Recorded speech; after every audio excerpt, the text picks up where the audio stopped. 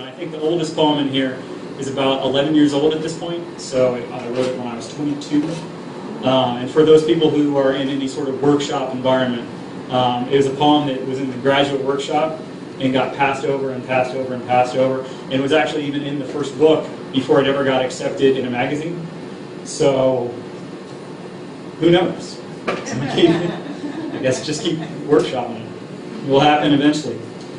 Since we are in such an environment like this, with the fine spirits and such, I'm going to read a poem called "Tip of the Whiskey." This was originally called a George Jones song, and then the publisher convinced me that it was too good for George Jones, and I should just retitle it. I don't know about that. George Jones is pretty incredible. But this is "Tip of the Whiskey." I tip on the whiskey, I banged my head on the whiskey at the top of the stairs, slammed stars against and with the whiskey, felt the she in her best women parts with the whiskey, cried whiskey, more whiskey with the whiskey, and cried whiskey when everything went.